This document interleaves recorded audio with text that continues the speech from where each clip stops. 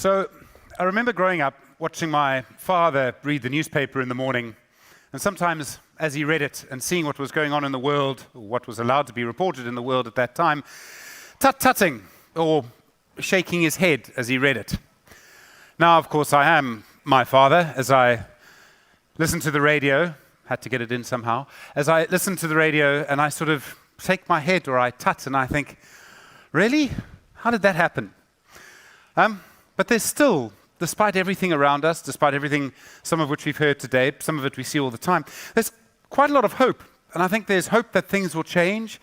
And sometimes that hope is often about policy. Remember that moment in July when President Ramaphosa suddenly announced huge changes to electricity. The moment had come, we thought, and now here was hope because policy was changing. And the problems that we have now are often because of policy, because policy has failed. They're policy failures. Look at Eskom, look at the electricity sector, look at the questions and the arguments we have over the role of government and the size of government, and when government should be doing something and when it should simply get out of the way. And hasn't that been one of the themes of today? How much should government get out of the way and just let us do things? So some of the problems are inherently difficult. Electricity is inherently difficult. How do you make sure that rich people subsidize poor people in one network in a way that rich people will accept? How do you do that? And that's before you even get into the politics of the fact that some councils owe 51 billion rand to Eskom, that there's a massive coal mining constituency which is really important to the ANC in Gwede Mantashe and has such a huge impact. And all of this applies to all of our other infrastructure. How do you come up with the right policy? Look at the problems around our ports. Look at how one union, two unions were able to literally bring the entire country to a halt for a while. So, how do we reform policy? Where does hope come from? And why does hope spring? Moderating this panel, the head of the Brenthurst Foundation, Dr. Greg Mills. He's joined by the founder and CEO of Pan-African Investments, Dr. Iraj Abedian, and the executive mayor of the city of Cape Town, Geordin Hill-Lewis. Good afternoon, everybody. Thank you all for staying. This is the post-lunch session, so it's very impressive that you're all here and joining with us in the session that's supposed to find some of the answers. And I've got just the panel to do that in Iraj and Geordin. And as we were walking on the way here, I said to Geordin, how long have we got? And I thought the answer was 45 minutes. In fact, it turns out to be it's 39 minutes and 50 seconds. But he did say to me, is that an existential question? He also said that I had to speak up over my shirt, for which I apologize. True though, right? This is supposed to be the conspiracy of optimism session. For those of you who don't know me, I did 4 assignments in Afghanistan, and I spent a lot of time this year in Ukraine. I did 4 assignments in Afghanistan between 2006 and 2021. I was there right up until the fall of Kabul last year. And a friend of mine, who became a friend of mine, who was in my staff in 2006 in the headquarters in Kabul, he called me a week ago. He's now a lieutenant general, and he said, you know, I've been rereading the notes from our conversations. He said, we had locked ourselves into believing that we were going to succeed. There was, as he termed it, a conspiracy of optimism. So what we have to have out of this panel is neither a conspiracy of optimism nor pessimism. What we need to have is a conspiracy of realism in acquiring some solutions. But I have to confess one thing before we start, and that is I'm finishing a book, and I've just been driving down from Johannesburg to Cape Town and arrived a couple of days ago. And I visited many of these smaller towns, starting in Jan Kempdorp and ending up in Makanda, and many stops, about 30 municipalities of various shapes and sizes en route. And these bring real meaning to this rather otherwise abstract statistic that we read about, which is there's 257 municipalities out there and 41 that have clean audits. And it really brings home the things that we've been talking about today. It brings home this conundrum that we live in as South Africans, which is 62 million people, 40 million as a labor force, 28.3 million people now on welfare, and 14 million people employed. And how do we solve that and build a just society, a society in which everybody feels they have a role to play, is a big question, I think, of the next generation. But it's a question that the answers have to be provided as quickly as possible. It's not the war that I'm used to. It's a different sort of war. It's a war of low growth. It's a war of a crisis of governance. And it's a war of a crisis of social stability or social cohesion. But I have to take heart, and I've been here since the outset this morning, from what we've heard today, from the last panel, from the gift of the givers, through to all of those trying to make a difference in this country that we call home. And I will start off really from the point that Michael Jordan raised this morning, in that development is a choice. We are in this situation because we have either taken the wrong choices or not, perhaps more specifically, translated choices into action. So I want this panel, Iraj and Jordan, to focus very much on the choices that we have to make, on the choices that advance solutions. And I'll just, before I fire into the questions, like to conclude by saying, some of you who read the Maverick, and I hope all of you do, and I guess that's why you're here, will know that the foundation just finished a poll which asked a whole bunch of questions. And I think for us it was a surprise, as the people who put the poll together, that South Africans have matured as much as they have on some of these critical questions in the country. 80% of South Africans believe the country is going in the wrong direction.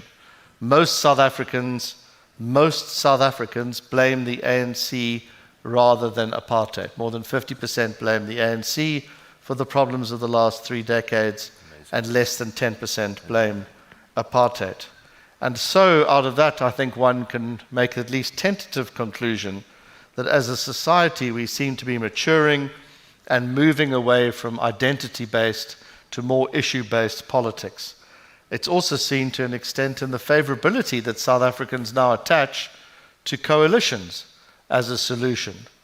Maybe even though the coalition situation in places like Johannesburg is somewhat turbulent, it's still better than the paralysis offered by the status quo, or the malfeasance offered by the status quo.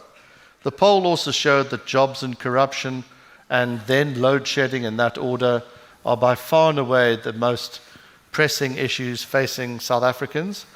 And it also showed that 75% of South Africans want the private sector to be involved in delivering key infrastructure.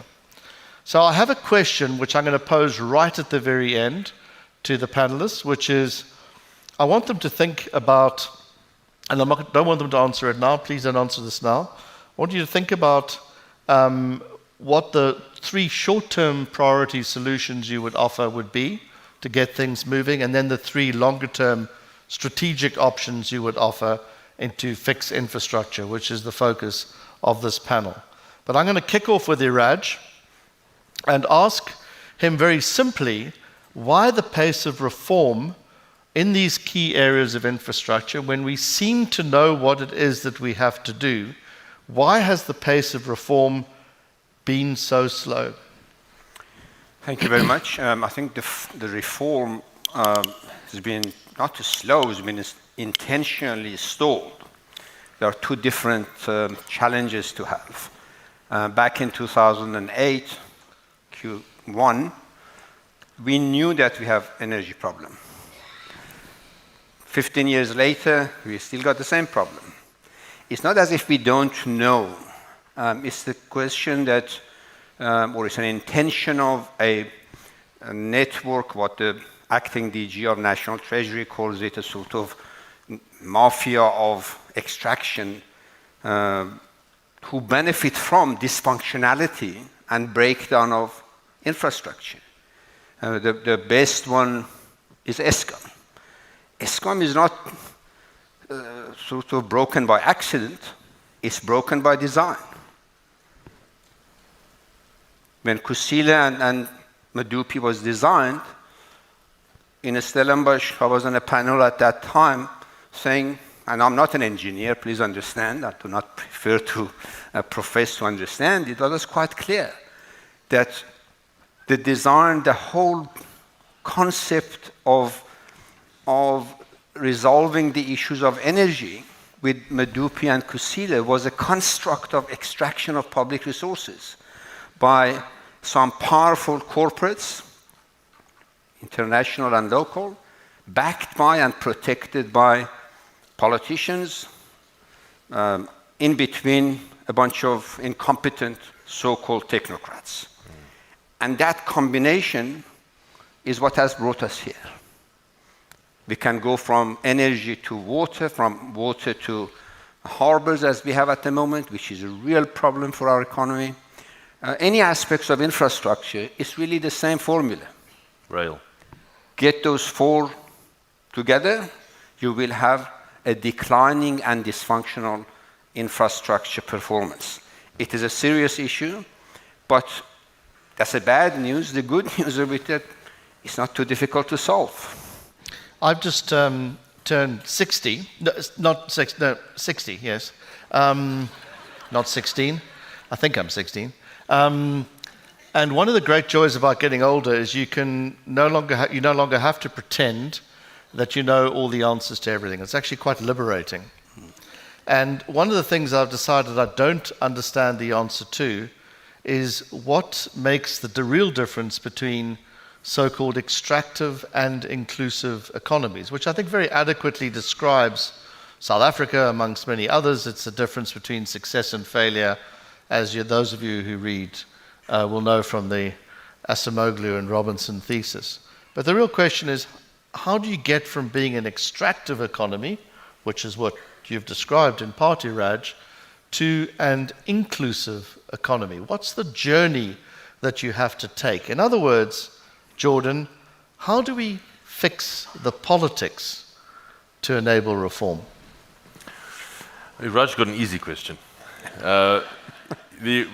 Before I get to fixing the politics, I do just want to add to what Iraj has said, and good afternoon, everyone. The same could be said, this deliberate destruction or standing in the path of reform in the passenger rail space. Mm-hmm. We've got a great example in Cape Town, where, as we know, across the country, there's been a 97% decline in ridership over the last 5 to 7 years, near complete infrastructural collapse. We have a cabinet minute signed by the President of South Africa and by the Director General in the Presidency, saying that passenger rail is going to be devolved to the Cape Town Metro, the management of the passenger rail. That cabinet minute was accompanied by a National Department of Transport white paper, and that is 7 months ago now. Now, since then, despite several attempts to actually start the work of getting this extraordinarily complex technical task achieved of handing over the management of passenger rail, we have yet to have a single response from the National Department of Transport. And if there's someone here from the NDOT, you're welcome to challenge me on that. Not a single response.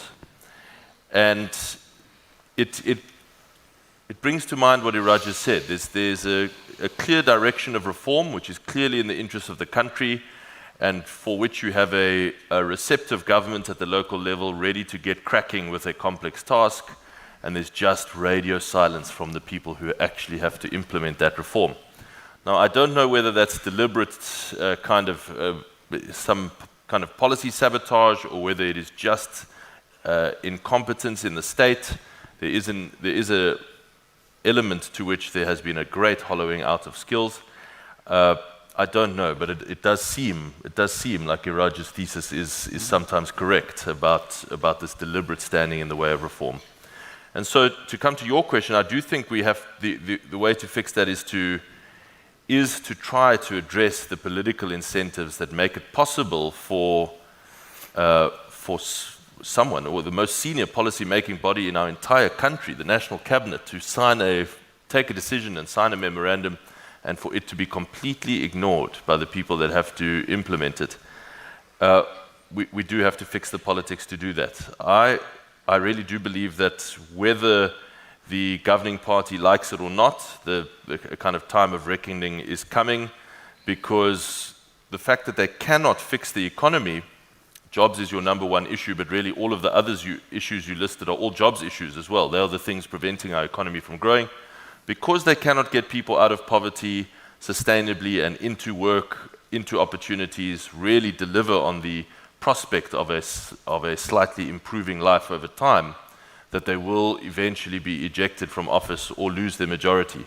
And that will be a profoundly, profoundly healthy thing for the future of South Africa. Even if they maintain their position in government, but as part of a coalition, which I think is increasingly likely, the benefits for basic principles of democratic accountability, for learning the hard lesson of not ignoring the voters' problems and their lives, I think will be of profound benefit. So, Jordan, you took over as mayor of Cape Town how long ago now? Exactly a year. Exactly a year ago. What was the thing that shocked you the most or surprised you the most when taking over?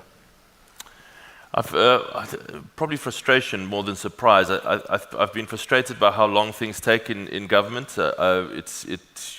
Given the urgency of some of these things, load shedding, crime, rail, you name it. It does take really long to get things done. So that has been a frustration to me. It's probably moved too slowly for my own liking. But with application, you can push through it. Sometimes I say it feels like swimming through a kind of a pool full of peanut butter. That's as fast as you can go. Smooth or nutty. Yeah, exactly. So what lever would you like to have to be able to pull that you currently don't possess? Sure, that's a great question. I think, I've publicly made the argument for the devolution of a significant number of new or existing powers, but away from the national state to the local and provincial state. And I think increasingly that has to be the way that the future solutions are designed and developed. The title of this whole conference, I think today, there is a solution. And I think part of that solution there has to be empowering those governments that actually can get things done with additional powers. In other words, rewarding success with devolution. And I think that's the one lever that would make a real difference to us. So this morning, Iraj, we heard from Andre de Ruyter that Eskom, which of course was going to be fixed in 2018, according to the president. He's many things, but not fast. So he said they need money, they need enabling policy and consistency. I thought that was within their power, and predictability, which he said would solve their problems. And they also need a sense of urgency, none of which appears to be coming from this government. No. And I was speaking to somebody in government in the last month, and he said the best they could hope for out of Eskom was a controlled crash landing in the next 18 months. Would you agree with that, Iraj, that the best we can hope for is some sort of controlled meltdown? And I guess the question in that is, can Eskom, as currently constructed, be fixed? I think the reality is that Eskom has been on an uncontrolled crash landing. So it's good that at least somebody says, well, let's control it. The reality is... he did say that was the best they could hope for. No, I think the reality is that Eskom is a broken business, and we mustn't talk reform with respect. Reform is not suitable for a business. How do you reform Absa or Standard Bank or some manufacturing business or some generation? The language must be appropriate, fit for purpose. A business needs to be restructured, respond to technology, respond to cost base, respond to demand, and options for supply. That's the nature of business. Eskom, for 14 years, has been battling to understand that it cannot, will not, I'm saying emphatically, it will not be the utility for energy. Not that it should not be, it will not be. No matter what it does, no matter what Guillaume Antash thinks or does want to do, the reality is, as a Minister of Energy, the issue is technology has changed the way of life. And I invite you to go back to the late 1990s, for those who remember, we had exactly the same problem with telecom at that time. It was a strategic, it was this, it was that, 23,000 jobs were at stake. It took them, fortunately, only 3 years at that time for the president to understand that technology of communication was in the throes of disruption, and telecom had no future in the way that telecom was. Telecom had to reinvent itself. It did, and it survived. We have to ask the same question. Eskom has got a role to play in our energy landscape, but not as the player, as possibly in the best of days, a 25 to 30% player on the supply side. On the transmission side, much more. On the supply, 20 to 30%. Call me a liar, 40%. Because 60% of its generation capacity should have been retired 20 years ago. And I wrote, I'm not speculating and not an engineer, but in 1999 at that time, on the basis of a technical report that engineers had produced, I wrote an economic option for investment in Eskom energy. 1999. And today we're still talking about the same thing. And you know what? The team that we put together at that time, the options that they put are exactly the same options as here for Eskom, not for South Africa.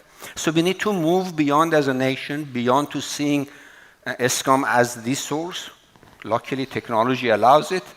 And if the mayors and others get on the act quick enough, we can transform that things. Eskom must be, and I'm really delighted to hear that it's on a controlled crash landing. Can I just ask, you mentioned, and this goes to what Jordan said as well, there's a political economy of failure. So we always assume that when things don't work, there's a logic to make them work that suits everybody. But of course there's a logic of the passenger rail services not working because it suits the taxi industry. There's a logic of a failure to reform away from coal because it suits the coal lobby. Is it possible, do you think, Iraj, to isolate the spoilers in changing that incentive structure? Or do you think that that's going to be too bloody and difficult for the ANC with all of these entrenched vested interests to be able to take on? I think what has happened that with good intention, the way to hell has been created, because the idea was to empower new black businesses, black empowerment, balancing of the historic imbalances, etc., etc. So the trucking, as an example, the coal trucking was given to a BEE group. Now that BEE group finances ANC had beholden to that, they are not going to reform it. And that's just one of the networks. But that wasn't working, the generators were broken, so the diesel network got on the act. Because there are people who've got contract to supply diesel. So what's their interest? Their interest is to make sure that the generators don't offer. Because every liter that they deliver, there is 50 cents or 80 cents or whatever the number is, but these are big numbers. These are not 1 cent and 2 cents. So we're talking about an integrated, complex network of extraction that has technically embedded itself in the system, and politicians are beholden to them, whereas initially they were beholden to the politicians to get them into the job. And the same with railways, the same with harbors, the same with every infrastructure that we see. So I think we need to unscramble this as scrambled egg. It's not going to self-unscramble. We don't know any turkeys that proverbially votes for Thanksgiving Day. So I think you may be mixing your, I don't know whether it's eggs, turkeys, chickens, roosts. So I think that's the thing, these guys are benefiting from this functionality on the coal, on trucking, on gas, on diesel, and so it goes. And then you have some ministers who, and this is my last point on here, we have unfortunately an old guard group of ministers who have learned one thing in their life: captains of industry and the strategic levers of economic power. For them, ESCOM is a strategic lever of power.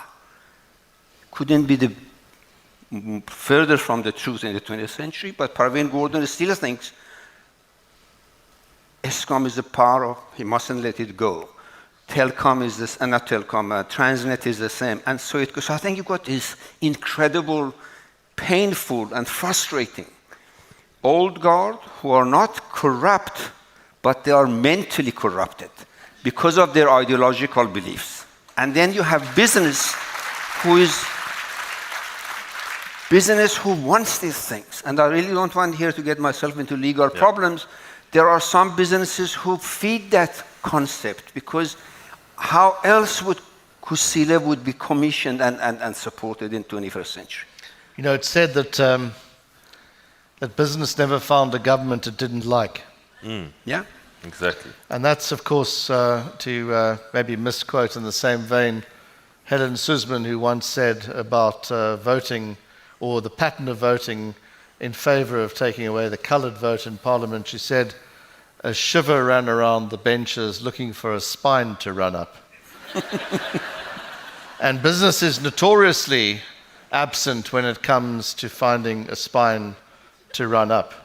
And perhaps there's more of a role that can be played in this regard. But I can't resist the possibility of another avian metaphor in suggesting that it's time they got their head out of their sand, Iraj, but never mind. Jordan, one of the big challenges the city of Cape Town has had, as I understand it, is in terms of reinstituting the rail system, is getting people who are living on the rail reserve off that system.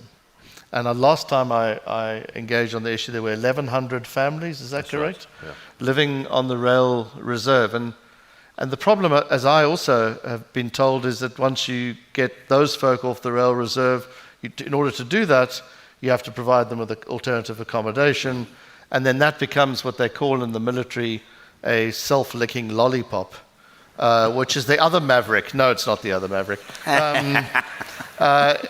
Where you just simply keep on providing and more people keep coming, and it's quite hard to get some sort of normality.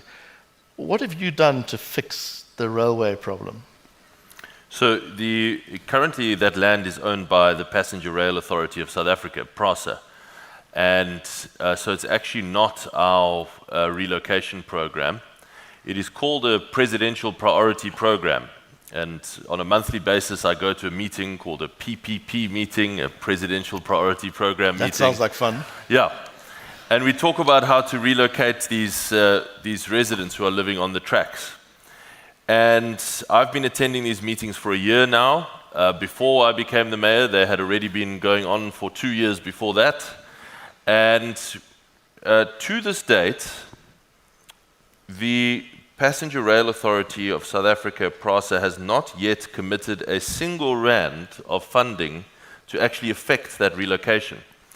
So as of last week even, they were still asking us, the city, to buy a farm from a farmer in Philippi to relocate this community. The farmer, of course, saw us coming from a mile off, and all of a sudden his farm was worth 164 million rand, according to him. But so, you know, it's really not good enough to pause all of the other essential housing and infrastructure projects that we have, absorb a big chunk of money to subsidize this presidential program to do this relocation. So we unfortunately, we're going to have to push back quite hard on that and say that, you know, PRASA did not protect their infrastructure during lockdown. They allowed this illegal occupation, and they now need to stump up the cash to actually make this relocation happen. So that's where we are right now, I'm afraid. So if you were God for a day, Iraj, and leaving the chickens out of it for a second, what would you change in terms of the regulatory environment to enable for there to be change in things like water, which we haven't even spoken about yet? And on my journey, every single municipality seemed to be in a form of one or another water crisis. How do we change to be able to do what the majority of South Africans that we polled wanted, which was 75% of them said, let's get the private sector in water, rail, and electricity. What do we need to change to enable that to happen? Do we have to deal with these vested interests? Is there policy that we have to deal with? What do we have to do? I think we need to be practical and use technology and use the power of people.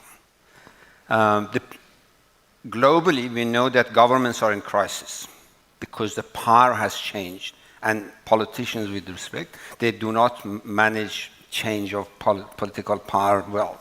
So they're a bit miffed that whatever they think you and I know before they even finish their writings, we got a copy of it, we can see what they're doing, we know where they're going, we know how they extract, and this is uncomfortable for politicians. So the change of power base is very important. Technology is very important. Let's deal with some of the solutions, for example. If I was God for a day and a half, I would say, in Cape Town, with immediate effect, nobody would approve any building plan that doesn't have its own energy and it's got its own water catchment, water recycling, full stop. This is not about partisan thing. It's just a practical thing. Is it possible? Yes. Will it cost you and I any more? Believe me, it will cost us less. So will the city have to change? Yes. That's where the politician will say, oh, we want to charge your solar panel, we want to charge your Jojo tanks and stuff like that. And then we need to push back. We need to take that power and solve our problems with the help of technology. So our energy problem could be solved, in my view, in less than a year. If cities could, with immediate effect, go into a different building rules and regulations. And we can do it. We've got enough sun, we've got enough water, we've got enough rain, but we don't waste all of that. The same with a lot of our infrastructure. Cape Town is possibly the best run city, but still, I often go to different suburbs and I see the same road has been messed up 5 times by the same contractors. Because the city doesn't have a standard for who fills the holes and at what point you don't fill the holes, you fix the road. Stuff like that. They're very simple, practical things. And our problems when it comes to railways, especially national rail, harbors, that's a different game. Again, technology is important. Participation of the private sector is important. The fact is that the governments are unable to, and you mentioned it, they are unable to act. They just have got into the habit of meeting. For them, their KPI is how many meetings they've had, how many minutes that they've had, not how much they've delivered. That's the thing that I would do if I was God. But Iraj, I know that the ANC would like to equate itself with being South African, or South Africa being the ANC, but to what extent, to put this very bluntly, is this a South African problem or an ANC problem? In other words, can you fix this with the ANC in power, or are we simply hoping against the lessons of the last 30 years? Greg, with greatest respect, it's no longer only in the ANC and in government. Some businesses are also run like that. That's how bad it's got. We need to stop this misplaced indicator of success and performance, which is, we had a meeting. I phoned my insurance company, what happens to my claim? Says, no, we had a meeting on Monday. I said, but that's not the answer to my question. Right? Is it the answer to my question? Have you never had this experience that you call somebody, a private sector, they say, no, we are meeting next Thursday. I said, hell, when I was paying my premium, nobody asked me when you're meeting. You're deducting from my account. So it's become a national attribute of tomorrow is another day, don't rock the boat, go with the flow, this is how we are. And unfortunately, and with the great respect to audience, I hear a lot of people actually resign to the fact that just because we are in Africa, it's okay. It's a bloody racist statement to make. It's not okay. It's not. But I do... Can I throw, we've got 8 minutes left, and I want to start with you, Geordin. and given your experience of running the city of Cape Town, in the short term, what are the three big things you think we should do? And what are the longer term big strategic things you think we should seed now to be able to harvest later? The most important issue for jobs in the economy in South Africa is energy security. So I would remove every impediment, every restriction that cities like mine have to face right now before we can buy our own power and our own storage capacity to stop load shedding. If we could do that, that would fundamentally change the economics and the poverty metrics in our city. Secondly, I presume we're speaking in the hypothetical now, so I can say something like fix the SAPS. Is that all right, or do you want something that's actually possible? Well, that's science fiction. Let's be slightly grounded in reality here. Yeah. Okay. All right. So, on the crime front, Becky clearly not to wear a hat. Yeah, or fire him. On the crime front, I would give provincial governments in particular and cities as well far greater powers over crime investigation, preparing of dockets for prosecution, good old-fashioned detective work to make a proper impact in the crime space, which also again links back to a jobs issue. And then third, what would I say third? I would probably say focus on infrastructure budgets. Yesterday we saw the release of a national infrastructure plan. Again, it's more about meetings and plans than it is about infrastructure outcomes. And so I think there is an absolute dearth of proper infrastructure investment in South Africa. And if President Ramaphosa just focused on one thing, made his entire presidency about one issue, it should be infrastructure investment in South Africa, fixing the basic economic infrastructure. Over the medium to long term, the second half of your question, I would say a much more devolved system of government in South Africa, where competent provinces and metros have the ability to run with a great deal more policy space and authority, would make a profound difference across a number of policy areas. I can list three for you, but really just that one foundational change in approach to the way that we see everything. Every problem in our country has some kind of central state solution to smash that. And then probably I would say, just to build on what Iraj has said about rocking the boat, make no small plans. Things are serious enough that it really is not going to work to try and tinker on the outskirts of reform, and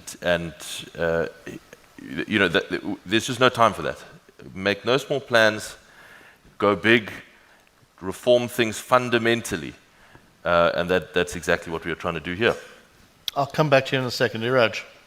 I would stop the politicians from promising. The first thing that we should do is to make it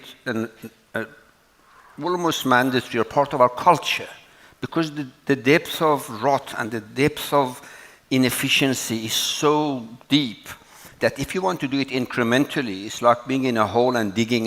You go only further down. So stop digging, think differently. Literally, the problems that we face, they all have problems. They have good solutions. And we mustn't forget that the country is incredibly resourceful. We heard about people, but also from an economic point of view, I can tell you very few countries globally are as diverse in their resource base as we are. The fact that we are not using it or be abusing it, that's another story. So I think we need to stop this notion of talk and plans and this plan and that plan. We need to expect our leaders at city level, at provincial and national level, to report on what they have achieved, not on what they want to do. And that's a different cultural change. And I believe our democracy has reached to a point that you're a starting point, that we're becoming now more issue than race and so on. That doesn't mean that race is not important and so on, not at all.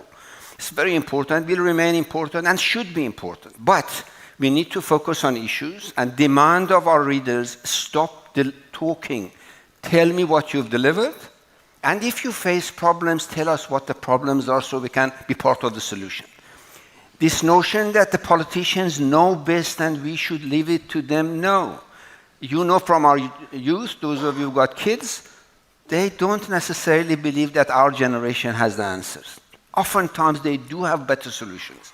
So we need to also bring our young generations into finding solutions, as opposed to...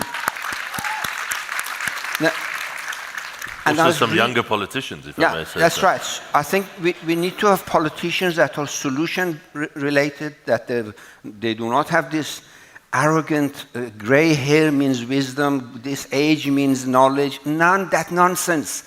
The issue needs solution, and therefore we need to focus on the solution. You are undermining the entire power dynamic in my household, but carry on. I'm sorry, but I've got to accept it in my own household too, that's a fact. And if we resist that fact, we're going to dig more and more. That's what I meant when you are in the hole. Don't dig. I don't see any of this solution. I really invite you to tell me what is the problem that we don't have a solution for.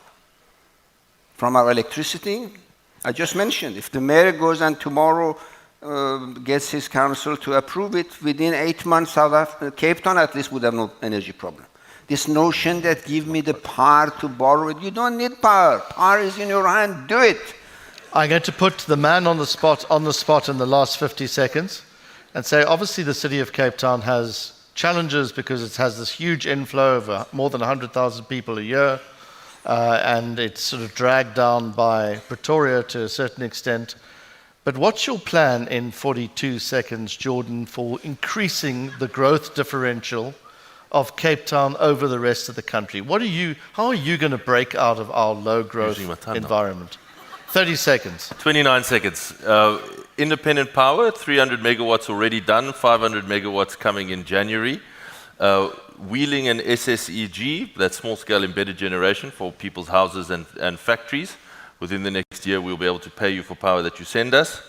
1,328 additional officers on the street already to try and bring down violent crime, which is working. In fact, the only place in the country where violent crime is now coming down. And with 1 second left, oh goodness, power and crime. Power and crime will unlock bigger growth for Cape Town.